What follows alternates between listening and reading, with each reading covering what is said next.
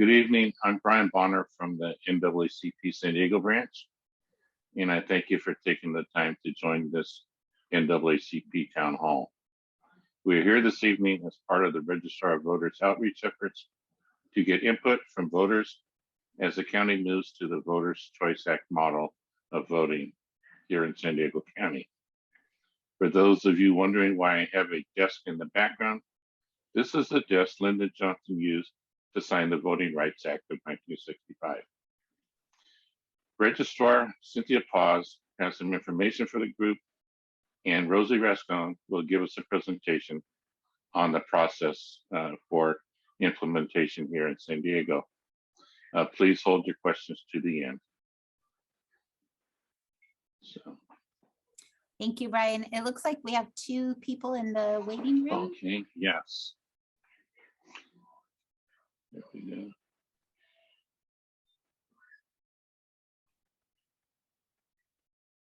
All right, so I will go ahead and get started. So hello, everyone. Good evening, and thank you for joining today. So we are hosting this public consultation meeting to inform you of the county's transition to the Voters' Choice Act. Tonight, we will discuss voting trends, your voting options, and how we plan to conduct future elections under the Voters' Choice Act in San Diego County. And most importantly, we also want to hear from all of you. We'll go over how to submit your feedback and how you can provide input throughout the comment period. So if you do think of something later on, you'll still be able to submit your feedback as long as it's within the comment period. And we'll go over how to do that and what the deadline is for that later in the presentation. All right, so let's get started and look at what is the Voters' Choice Act. And let's see here. Are you still able to see my screen? There we go. Okay, so what is the Voters' Choice Act? Under the Voters' Choice Act, every active registered voter in San Diego County will automatically receive a ballot in the mail, and this is going to happen nearly a month before Election Day.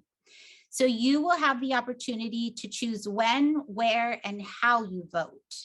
So elections are no longer going to be a one-day event, and there's no need to wait until Election Day to vote.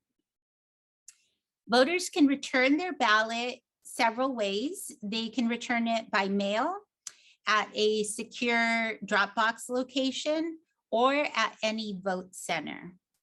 Your ballot return envelope is postage paid, so there will be no need for a stamp. And voters will also have the option to vote in person if they choose to do so at any of approximately 200 plus vote centers that will be located across the county of San Diego. So why the change? Well, the Voters' Choice Act is designed to make voting more accessible and more convenient. This change is also in response to voter behavior and voting preferences in our county. So these considerations influenced the County Board of Supervisors to vote unanimously for the transition to the Voters' Choice Act at their October 19th, 2021 board meeting. The vote center model under the Voters' Choice Act will begin with the June 7th, 2022 gubernatorial primary election. So our next big election that's coming up. Now, the following 2 slides will demonstrate this change in behavior and the preference over time in San Diego County. So this first slide demonstrates the steady increase in San Diego County voters choosing to vote by mail. Out of the 1.97 million registered voters in San Diego County, over 80% had signed up to become a permanent vote by mail voter, meaning they have chosen to automatically receive a ballot in the mail for every election prior to the implementation of this Voters' Choice Act. Now, under the Voters' Choice Act, every active registered voter will automatically receive a ballot in the mail. So you no longer will need to sign up to be a mail voter. You can see here on this chart, the top number is the number of registered voters, and the number below being the permanent mail voters. All right, on the next slide, the shift in voting behavior. So this chart shows a dramatic shift taking place right around the 2010 election cycle in the center there, with the number of voters who voted their mail ballot outnumbering those who voted in person. So you can see that there has been a steady increase in voting by mail and a decrease in voting in person since that time. In the March 3rd, 2020 presidential primary election, this election was conducted under the traditional neighborhood polling place model. And 72% of those who turned out to vote voted a mail ballot, while only 28% voted in person at the polls. So that was for March 3rd. In-person voting lessened further during the pandemic, with 88% of voters voting their mail ballot and 12% voting in person for the November 3rd, 2020 election. And then most recently, 92% voting their mail ballot and 8% voting in person for the September 14th, 2021 California gubernatorial recall election. So we can definitely see the trend there.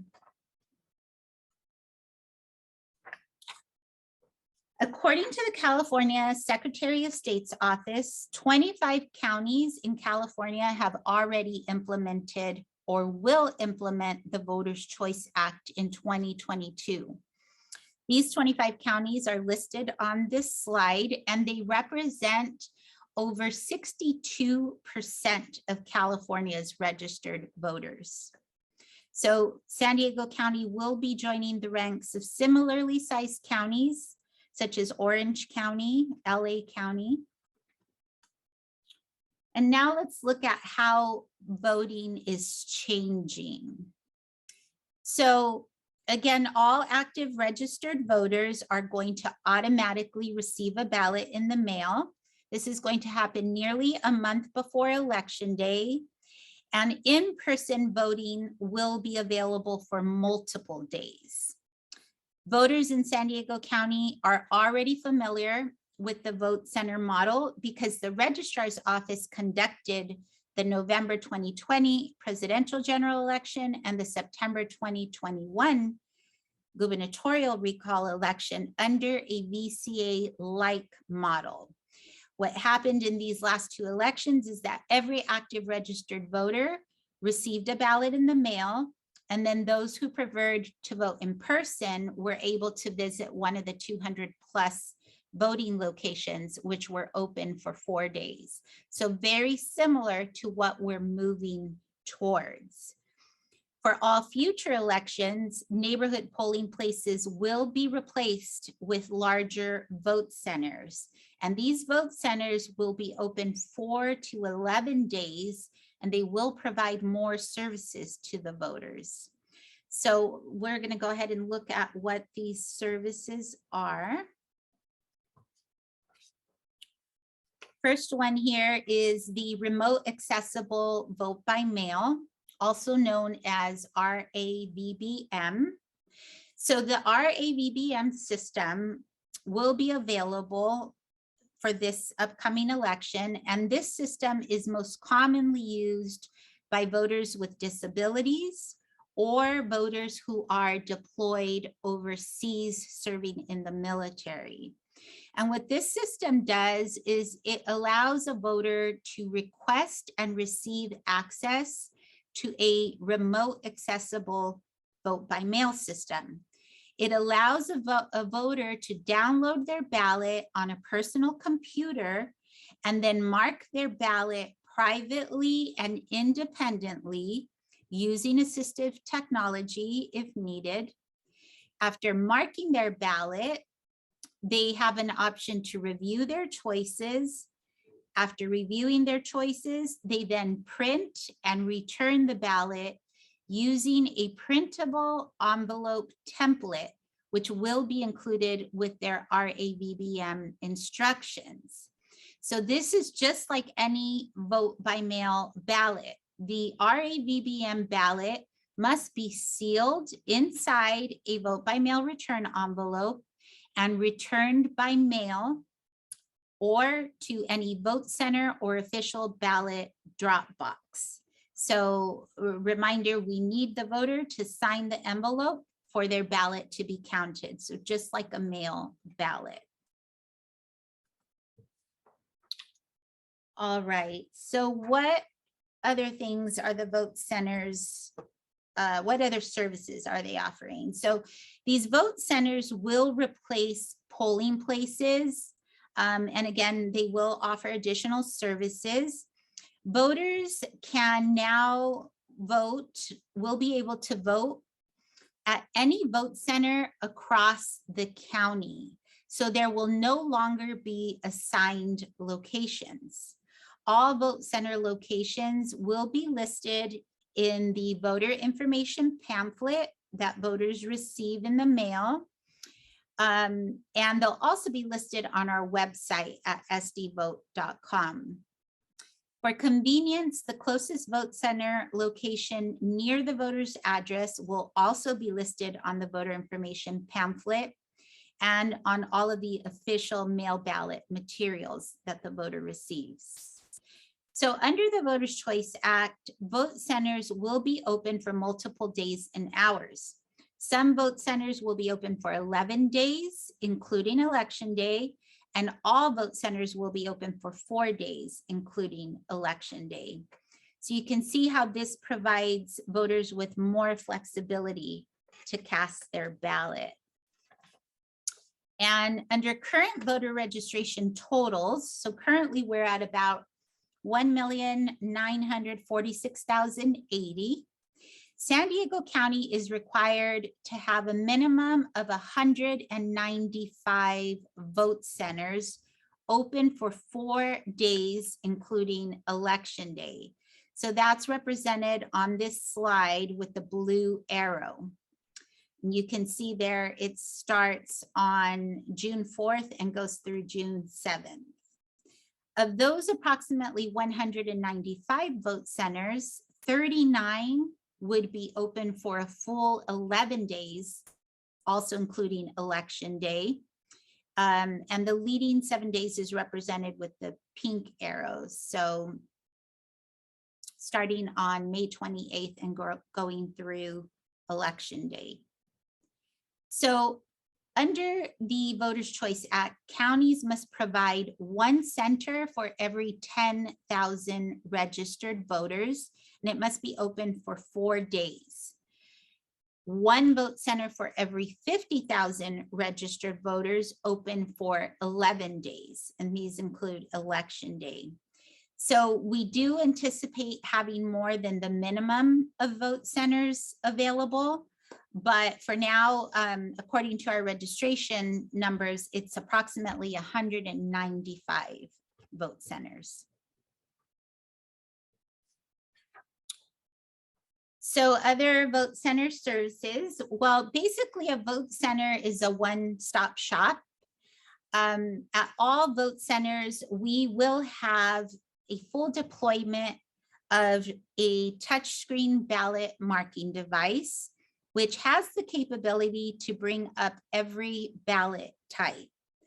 So this ballot marking device is what allows you to vote at any location. For example, in the November 2020 election, the presidential general election, there were over 4,000 variations of the ballot. So you can see how challenging that would be without this device. The ballot marking device allows the election workers to pull up the voter's correct ballot type, and then the voter can select one of 5 languages at any vote center to see their ballot. The ballot marking device, it's important to know that the ballot marking device does not tabulate or count any votes. It does not store any voter information. So once the voter confirms their selections, the voter must print their ballot and place it in the ballot box to be counted at the registrar's office. And then that screen is cleared out. So it's not storing anything. It's not counting. It's simply a device to make your selections and mark your ballot. All right. So this ballot marking device is fully compliant with the Americans with Disabilities Act. And this device lets voters go through their ballot independently and privately. It includes a touchscreen tablet, which you can see in the photo there. It really just looks like a very large iPad, and you may have seen it at one of the voting locations these past elections. This touchscreen tablet has options where the voter can change the text size and the contrast. And this is helpful to those who may have low vision. So they're able to increase the text size. They can do white letters with a black background, or they could do a colored print or large, bold black letters with a white background. So changing the contrast could be very helpful for someone who's visually impaired. It also comes with a handheld controller that you can see in this picture. It has several shapes on there, and this handheld controller has Braille on it. Comes with headphones and audio instructions that are available in English, Spanish, Filipino, Vietnamese, and Chinese. And it also offers a privacy mask for voters who are blind or with low vision to ensure that their votes are kept private if they're using the audio option. So it has, one more thing, it has also has the ability for one to use their own paddle or sip and puff assistive device if they need that. All right. Vote centers provide voting assistance in multiple languages, which I've mentioned already. And with the use of the electronic poll books and a full deployment of the ballot marking devices, these centers allow voters to update their registration and to register to vote and cast a ballot the same day. So another big benefit of this model. Under the traditional polling place model, voters had to vote on election day at their assigned polling place. Those who did not go to their assigned polling place had to vote provisionally. So vote centers nearly eliminate the need to cast a provisional ballot. And another feature is if you don't receive your ballot in the mail for some reason, you can stop by any vote center to cast a replacement ballot. All right, so now let's look at what are these ballot drop boxes. So our ballot Dropbox program was implemented in 2014, and it's to provide an additional service to voters. This program provides another secure, accessible, and convenient option for voters to return their ballot.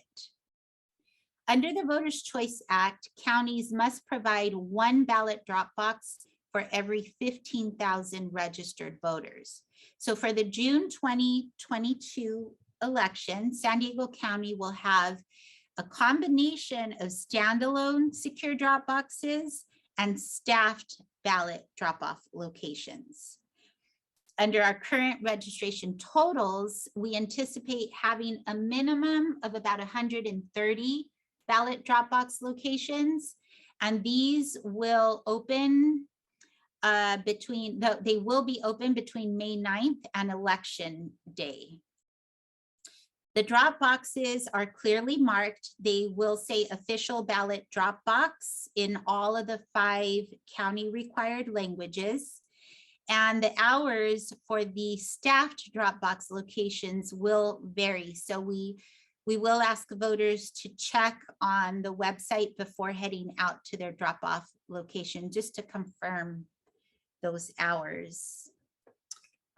Here on this calendar, you can see that ballots start going out in the mail on Monday, May 9th. It's very important to make sure that your mailing and residence address is up to date with our office. And if it is, then you can expect to receive your ballot sometime that same week. This is also when the ballot boxes will open on the May 9th date as well. Okay, and then here we have the ballot, a sample of the ballot Dropbox design. So we are still in the request for a proposal process for our ballot Dropboxes, and we may have only a dozen or so installed and ready to go for the June primary. The rest will be staffed, but we do want to show you a few examples. These examples are from LA County, and a few of the design and security features that we are considering include durable material to withstand vandalism and weather. We're considering the feature of securely fastened to prevent removal or tampering, robust locking mechanisms for both the ballot slot and the storage compartment to ensure that these ballots cannot be tampered with while in the box, nor to be removed by anyone other than the registrar's authorized ballot retrieval team. And we also want to make sure that these boxes are easily recognized by voters. So they will have the registrar's official branding. And we are considering locations with video security monitoring for these boxes as well.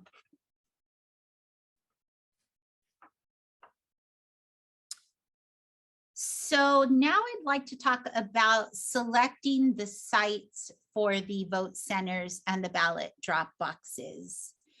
There are many considerations when it comes to selecting and securing both a vote center and a ballot drop box location. Some of the items that we must take into account under the Voters' Choice Act are listed on this slide. We also consider the availability of free parking, path of travel to the voting room, and just overall accessibility of the location. So those are in addition to what you see on this slide.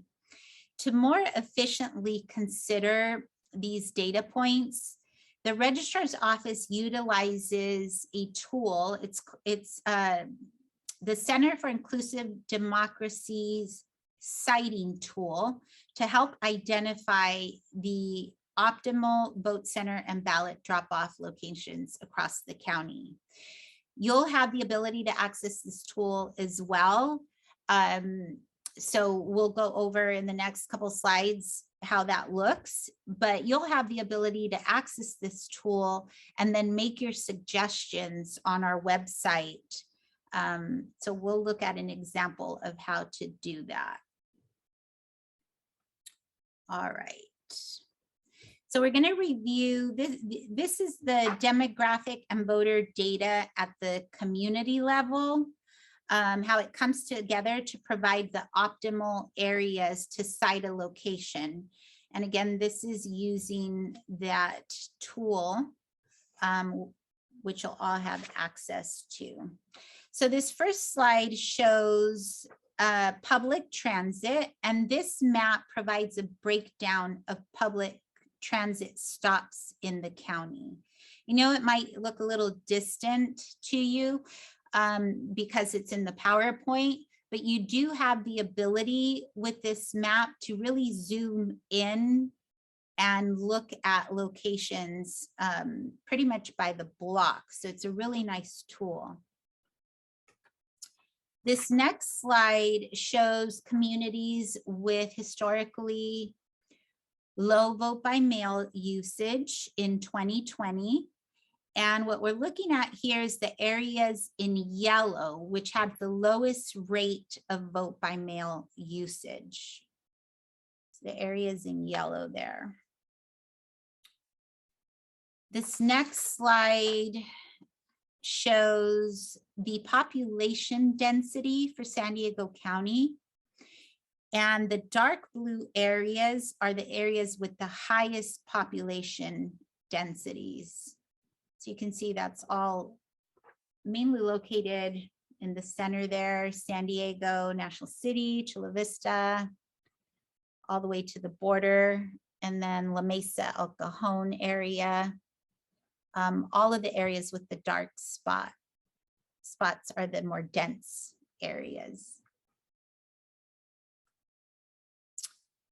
This map outlines the areas with limited English proficiency. The dark blue areas have the highest percentage of population of those with limited English proficiency. So everything headed, especially right towards the border there. And then this map shows the population of voters with disabilities. So the darker colors show a higher percent of the population. So it's interesting to see this information on a map and how our county is distributed. Here we have a map which outlines the percent of population with vehicle access. So the dark blue areas have the highest vehicle ownership. And when citing locations, we will focus on the areas that are in yellow, which means they have a low rate of vehicle ownership.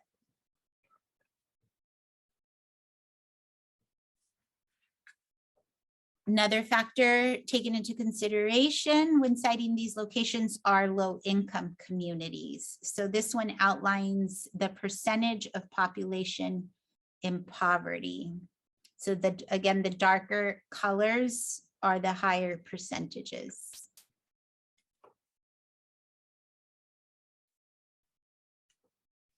And then here we see communities with those eligible to vote, but who are not registered to vote. So the darker the color, the higher the percent of those eligible but not registered to vote. This is also beneficial when doing outreach and looking to do voter registration. In addition, we also consider geographically isolated populations, such as the American Indian reservations. So this map outlines all of the Indian reservations in San Diego County. So we have quite a few. And then finally, this map it shows all factors taken into consideration. And this map presents all the potential areas to cite vote centers and ballot drop boxes. So the dark red areas being the most desirable, the Center for Inclusive Democracy tool also provides suggested areas for 4-day vote centers and for the drop boxes. And this will make more sense if you do access our website. So here's a sample of that. This page is on our website, so sdvote.com.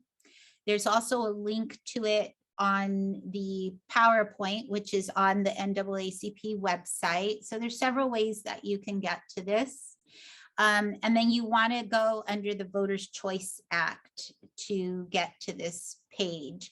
But you can see here in blue, the California voting location citing tool. And this is a live link that you can click on, and then you can select different ways to view the information. So it'll show you the maps that I shared, and then you can really focus in on certain neighborhoods that might be of interest to you, or if there's a specific location that you've had in mind, you can check it out using the citing tool to see how it's scored and how it falls in the criteria that we're looking for.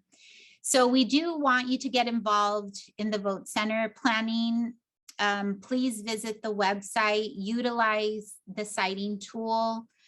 If you do have suggestions for either a location or a Dropbox location, please submit those suggestions to our website.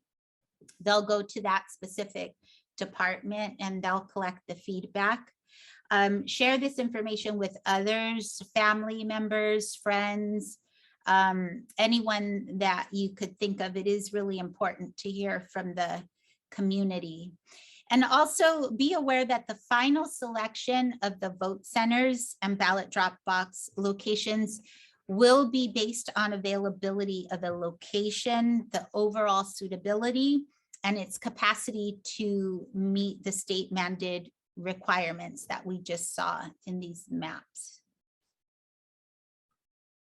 Okay, so another important part of this change is that we need to inform San Diego County voters of the upcoming changes to voting and elections. So the registrar's office will take an expansive approach to reach as many voters as possible multiple times. So we want to share this information with you. Advertising tactics include, but are not limited to, newspaper, digital, social media, direct mailings to registered voters, educational videos, radio, audio ads, outdoor posters. All of our advertisements will serve our federally covered languages, which again are Spanish, Filipino, Vietnamese, and Chinese, and English, of course. In addition to reaching the general market, this robust media campaign will feature in-language ads and will target hard-to-reach communities, low voter turnout areas, underserved populations, and many more, just to give you an example. And then these are examples of advertisements that were created and used for the September 14th California gubernatorial recall election. So just to give you an idea of things that we do. This is also a brochure that we've created. It's an informational brochure. It's available on our website. There's a link to it, and I believe it's also on your website now. And it's called Your Guide to Voting in SD County, in San Diego County. This brochure provides a lot of useful information about what the Voters' Choice Act is, voting options, accessibility, language assistance, suggestions. It has important dates in the yellow circles there. So it's a really nice, complete brochure that we're sharing and will be sharing in the communities. We do ask if you have any suggestions on this brochure. We're definitely happy to hear from you. We're happy to hear of your suggestions if there's something you could think of that would make this brochure better. And those, again, are available on the website. And then we also have copies here at the Registrar of Voters. So now let's talk about the final portion of this and why we're all here. And so the Voters' Choice Act requires that participating counties create what's called an election administration plan. And this needs to be done through a collaborative process of public input and in consultations with the registrar's advisory committees. The plan describes how the registrar's office will administer elections under the Voters' Choice Act. And this includes the process of identifying and operating the vote centers, the ballot drop-off locations, and our plans to educate and outreach to the public. So everything that we've covered in this presentation today. The draft version of the EAP, or Election Administration Plan, will be available for public review and comment on our website beginning January 13th, which is listed here. And then there's going to be a public hearing on Friday, January 28th. And then another 14-day review period of the amended plan, which begins on February 21st. And then finally, after considerations of all public input related to both the draft and the amended plans, the final adopted plan will be posted on March 8th. So the public is able to provide comments, feedback, and recommendations anytime through March 6th. At sdvote.com.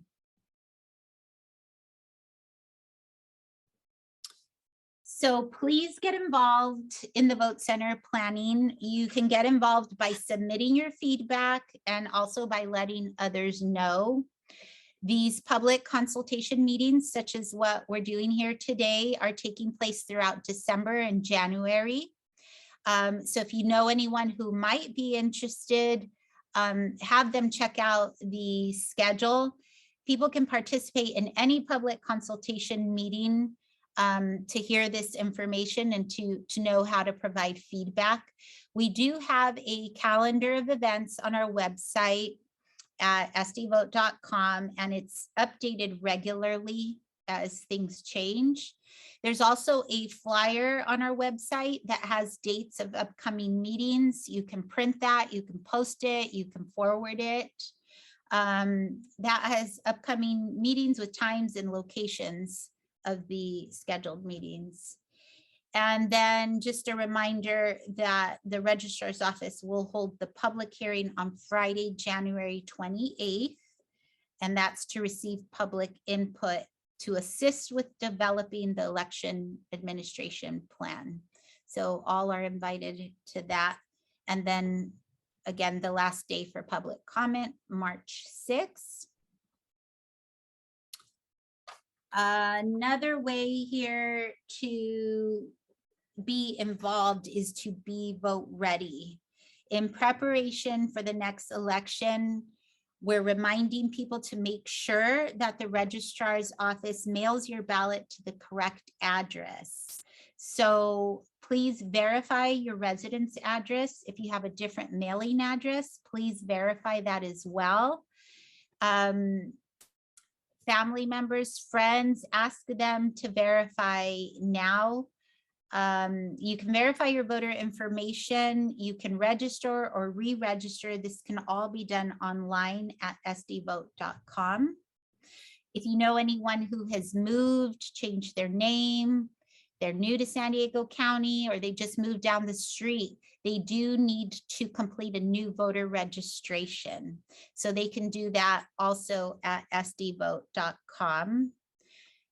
And here's a sample of where to go. So when you go to our website, we have these headings up top. The I want to tab is the one that you'll want to hover over, and then you have all of these options. And you can see here that you can register to vote, can check your registration.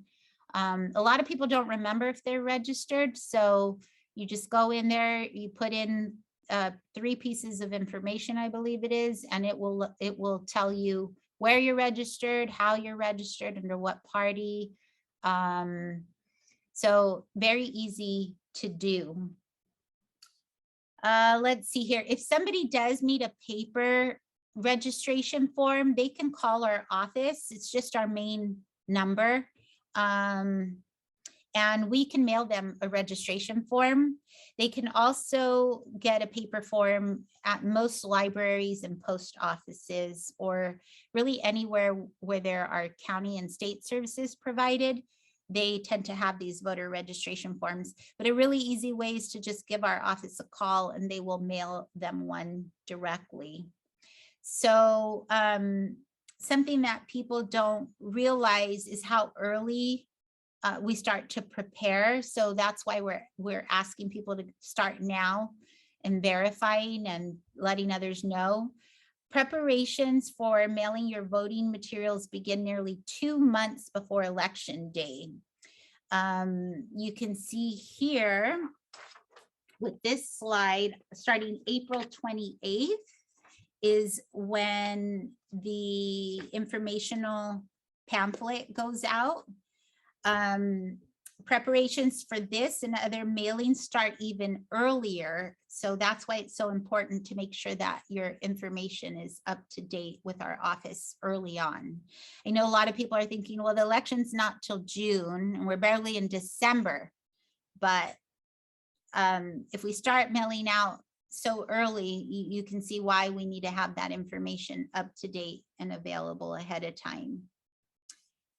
The registrar's office will also be sending every active registered voter a postcard. This will happen in late February. And this is just to remind voters of their voting options and to ensure that their voter information is up to date. So that's something that you could be on the lookout for. And then starting May 9th, again, this is when the official ballot packet goes out. And then this is just important election dates. You can take a picture of this slide or you can access it on the PowerPoint that's on your website. But this is an important slide, in my opinion, because it has all of the key dates to look out for the upcoming June election. And then to end this presentation, your comments and suggestions. On this slide, we actually have the 3 links that you'll be able to access on the website if you want to provide a suggestion for a vote center or a ballot Dropbox site or any feedback. So please be involved. I thank you all for the opportunity to be here today and share this with you. We hope that you'll submit some feedback, help inform others of the changes. It's important, it affects all of us. So I thank you all for the opportunity to be here. I don't know if there's any questions or if Cynthia would like to add anything, but we can open it up to that. And I will stop sharing, Brian. Great job, Rosie. Yes, we're eager to hear any comments or suggestions and happy to answer any questions. I have one question. Yes. You've used the term active registered voter several times, and I'm assuming that's a deliberate term that you use. And can you tell us what an active registered voter is? Sure. So active registered voters just means that you are still actively registered. When we mail you material, it does not get returned to us as undeliverable. So if we mail a piece of mail to a voter, say it's the voter information pamphlet, and that's returned to us as undeliverable, and there's no information from the U.S. Postal Service, such as a national change of address, to inform us of where you moved, then we place you on inactive status. At that point, we don't know what's happening. We don't know if you've moved, if you've failed to tell us that you moved. So if you're on inactive status and you have no contact with our office, we're not going to mail you any material. So But that's the nice thing is you can still pop into these vote centers and you'll be able to vote. So. yes. Miss Clark has her hand up. Hi, thank you for a very informative presentation. So I have a question about, I know that I've been doing Election Night Warrior and Soup Hoop Weekend. Thank And you, so- thank you, thank you. I love it. So we miss it. I got to watch the election this year, but I'm like, what's going to happen with that? How are we moving with that too? Yeah, that's actually changed a lot. So Yeah. if you look at even the November presidential general election in 2020, so we had out of the 1.6 million people who participated, 1.4 million were by mail, and 1.1 million of those mail ballots came in before election day. So we were able to process. So when you think about what you're used to with election night and the Warriors, and you've got big trucks coming in from 1,500 locations across the county that were open for one day of voting, that's gone away. Yeah. So we'll have more like 200 locations that for a 4-day period to an 11-day period is returning ballots every day that we're scanning into the system. So yeah, that look of that election night, bringing in 300 people to scan ballots, that's no longer needed, but we definitely still need you. There's still other activities. I always am on the lookout for the email that says, you know, hey, we have limited amount of spots now. Like that came out last year. And so I look for, like, as soon as the election starts, I'm like, I need to be there. It's like a feeling, it's a family. And I think that getting that experience helped understand the whole entire voter process even more. It gave more appreciation to it. So what you're saying about the notifications going out with postcards, people being aware that they can now vote by mail. They don't have to vote in person unless they choose to. They don't have to wait till election day to vote. Right. All of that, you know, is like, I think it has more of an impact now, even though we'll miss it. We'll miss all the, you know, the noise in the background, the noise of the machines, the trucks coming in, you know, the cookies. Exactly. The best cookies. Yeah, but this was very informative, and I just let us know how we can help with the process. I don't know what more can be said, because I mean, maybe because we're more aware of it, but I think that you covered all your bases. So I don't know what else that, you know, would need to change or improve. I don't know how anyone else feels about that either.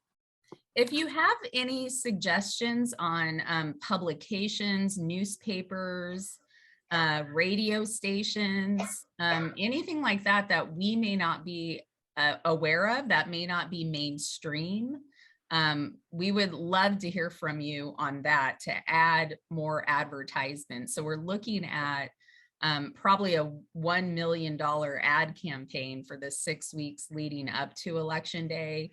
And we've utilized like 50 community newspapers in the past. We put ads in Voice and Viewpoint, but if there are other publications or other opportunities, we would love to hear from you all on that as well. Anything with voter engagement, outreach, and the overall media campaign. Well, there is one I can think of that because our communications director has a online radio station. It's GOD1.com. We've advertised with them too. Oh, okay. Well, yeah. then you have been searching. We have been. Yes. So yes, we did a 6 week. I think it was something every week for 6 weeks in November. Oh, good. Yeah. So we'll definitely go back to them. Okay. And if you do think of any place, if you hear of events or things, something happening, maybe at a local church or at a park, let us know. Even if they're small events, we're working hard to do our outreach from now through election. So just send me a message, give me a call, say, here's this place. We'd love for you guys to get out there, and we will do our best to make it. Well, a couple of things that come to mind are the YMCA's, because you have parents dropping there and picking up their kids there. So there's potential voters there. And, we do have a monthly one that we do at the Jackie Robinson where they oh, the food district. you are at least a step or two ahead of me, Dan. So I'm glad to see that. We, And then we we're- also use quite a few of the YMCA's for mail ballot drop off too, as drop off locations. Yeah, so when there's opportunities there, we'll be at another YMCA in South County on Monday night for a little event that they're doing there. But if you do hear of things like that, let us know. Maybe we're not aware of it. We try, but it would be helpful. So, and thank you again, Jacqueline, for your service. Yes, thank you. And thank you and congratulations, Miss Cynthia. Everyone was like wondering who is going to replace Michael Vu. No one can replace Michael Vu. But you were the perfect choice, so congratulations. Thank you. Yes. Okay. Well, I know we said 6 to 8, but if there isn't anything else, then we can go ahead and. I had a quick question. Oh, please. I just wanted to know how the ROV would inform on possible locations that won't be used again. So like locations that were previously used. How that'll be informed if like signs will be posted letting people know that these locations are not open, or either ballot drop-offs or as voting centers. I just wanted to. So we are communicating with, fortunately, we've conducted 2 elections in this manner, the November 2020 and the recent recall election. So a lot of the smaller locations, like the polling places where we were in people's garages, that's gone away. So we're never going to go back to anything under at least 1,000 square feet. So those locations have been notified. Going into this election cycle, we've notified some. We're still using quite a few schools, and I don't know if that's going to be sustainable. In the last election, out of the 200 plus locations, about 140 of them were schools. And it just becomes so difficult to use a school location for multiple days. We've been making it work for the 4-day locations, but it's very, very difficult. So we will be looking at other possibilities other than schools, unless we just have ideal situations with school locations where it's completely separate from the students. If there's just a clean way to access the voting site where you're not crossing traffic with students, then that we will keep those. Those would be ideal. But moving into it, we will have the complete list of ballot drop-off locations and vote centers. The complete list will be in the sample ballot pamphlet, in that voter information pamphlet that's mailed out about 40 days before election day.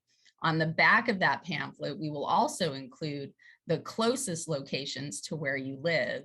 We will also include the closest locations to where you live in your sample ballot, in your mail ballot packet. So we're trying to hit the voter in multiple ways that these are your choices.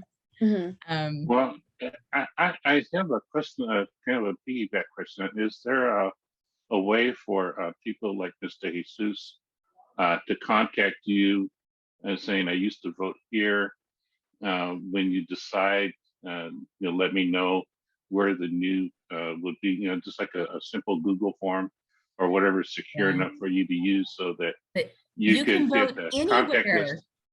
You could get a contact list of people who are really interested to know that, you know, because I know there's a garage couple blocks away from where I live that I've gone to for years and years, and you know, they don't do that anymore. And now that the ballot comes to the house, I'm really happy because I can just walk out to my mailbox. But there are a lot of people that I would think that you know aren't so sure about their mailboxes. So Yeah. you know, So the particularly where vote centers, they can vote at any vote center. Yeah. So Mhm.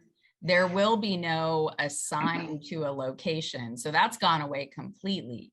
yeah. Yeah. You can go to any location.